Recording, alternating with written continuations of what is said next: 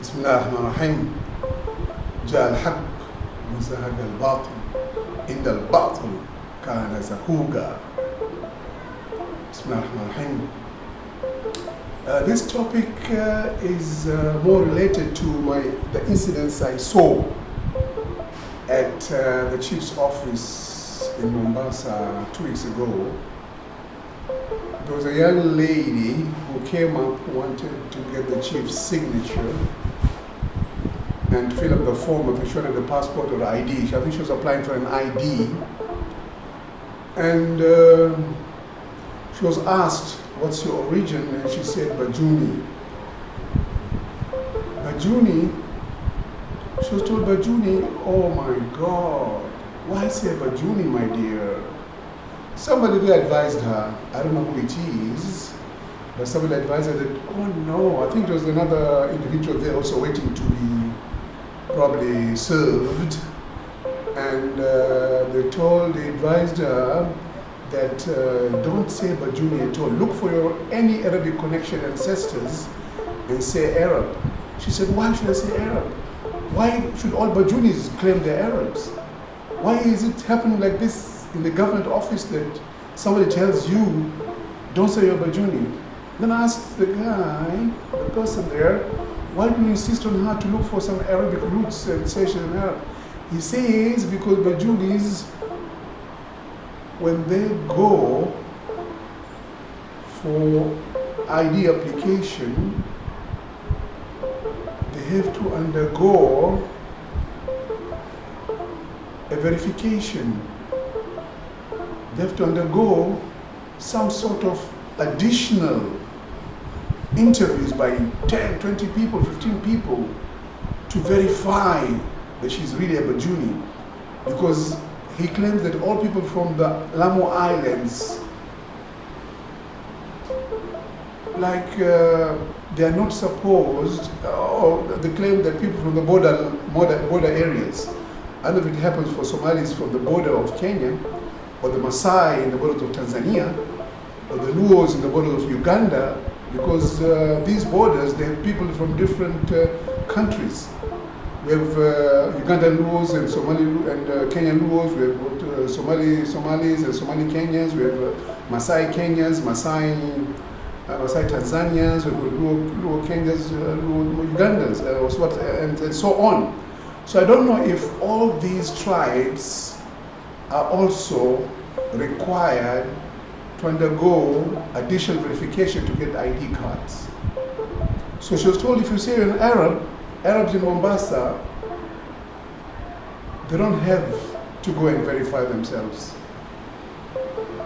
So she was told, but that could be one reason or another. I don't know why she was told that look for any Arabic roots in your family, because there's a lot of intermarriage in all these. There are a lot of intermarriage in Arabs and Somalis, Arabs and Bajunis, Arabs and Swahilis. There's a lot of it. There's even, I know, an Arab and Maasai intermarriage. So there's a lot of intermarriages in Kenya.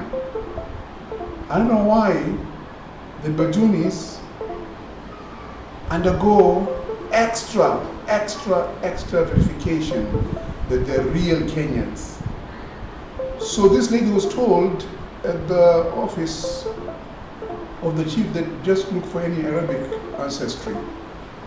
I mean, don't say you're Bajuni. Even if your mother's Bajuni, look at your mother and she's Arab, take your mother's name or something, because you'll undergo a lot of problems if you're a Bajuni.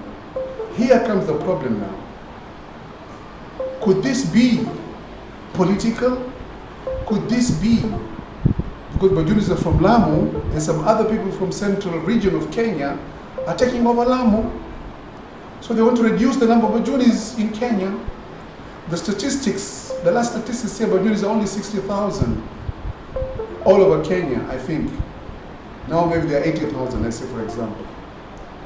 So could there be a scheme to reduce the number of Bajunis in Kenya so that LAMU can be taken over by people from Central Province? Okay, anybody can live in Kenya, any place. We have MPs. There's an Indian MP in Central Province. There's a Somali MP in Kisumu area. Okay, fine. It's a good argument.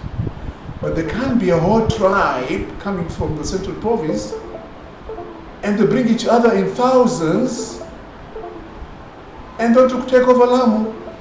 So what's the purpose of devolution if the local people cannot control themselves and they're subjugated by other people from other areas of Kenya? I mean, it's a unique happening which must be tackled by the government, because this would create animosity, problems, and then subjugation of the local community who are maybe, they've spread all over the world. Many Bajunis all over the world, in UK, in Australia, in USA, even in South America, Brazil. So these Bajunis should come back then in that case. All of you should come back to Kenya, because your people are being subjugated. Our people in Lamu are being subjugated now. Now there is a big sort of plan to take over the whole of Lamu, and nobody in Lamu, no original person in Lamu would have any position. One of the people circulating, one of the people from Central Province in Lamu circulated a video saying that, wait and see what's going to happen. We'll take over every position in Lamu. Forget about devolution. The devolution is for the local people. And if you go back and see how many graveyards of Central Province grandfathers were buried in that area. Let's start counting the graveyards. Go and see Pata Island, the great-grandfathers of all the Bajunis there, and whatever area in Lamu. You see the graveyards of people who've been there 1,000 years. And the people who came recently in 1964 or 65 are now the owners of Lamu. They claim that Lamu is their country, that they are born there, so they've got no other place to go. Oh my God, my God. I don't know who could believe that. Who would believe such talk? That they're born there, so Lamu is theirs, and they'll take over everything, and Lamu people can go to hell, the original Lamu people. So devolution has failed there. Devolution, I don't know if we can change the meaning of devolution, that the people should be self-administered. They should be self-managers of their resources, the sea, the farms, the houses. The region itself, as Lamu, has no devolution in that case. If people can be exported or imported from Lamu in buses in the thousands, and then the Lamu people become a minority, and they've got no say anymore, and they've been subject to no jobs. They can't even get IDs. If they get an ID, they're being really grilled to get an ID, or they're denied to get ID, or sort of, it's so difficult for them to get ID, the Bajunis and whoever is originally from the Lamu County. This is a shame. This is the most shameful thing in Kenya. This is the most shameful story. And nobody wants to talk about it. People are scared to talk about it. Why are you scared to talk about it? It's a reality. The people have been imported in thousands. And then unfortunately somebody from Jubilee Party, or here's a senior guy, went there and really talked garbage. He talked and defended the community there like nobody's business, and only came in 1964. Forget about the people who came or were there for the last 1,000 years or 2,000 years, whatever years they've been there in Lamu. I just can't believe it. I just can't understand. So Lamu people are being thrown into a corner. Who will be responsible for what's going to happen? I'm really scared. Because people will be ready to die. You never know. I mean, it's their land, it's their county government, and somebody claimed that they'll take all positions, and you will be nothing. Lamu people will just stay there begging and sell fish and maybe coconuts and probably groundnuts. And you will be extinct. You'll all have to leave Lamu and let the Central Province people take over Lamu. So, what happens to what we talked about? That there's devolution. So there's no devolution in Lamu. So let Parliament or the Minister of Interior give Lamu a special place in the devolution. At least let them take 4 big positions and 1 for the imported Lamuyans, the people who were imported in 1964-63, were imported, or 64-65, were imported in LAMU, maybe give them only one position and the rest must be taken by LAMU original people who have great-great-grandfathers' graves there and who were originally LAMU people. And those people propagating that they'll control everything in LAMU because of their numbers and imported voters from the central province. So what should we do now? Should we also import voters from the coast of Kenya? Go up to Lunga Lunga, go to Tanzania, bring people and import voters, so it'll be a fight of voters. It'll be bring people, give them IDs and let them come and vote from all over the world, all over Kenya, get any tribe and come.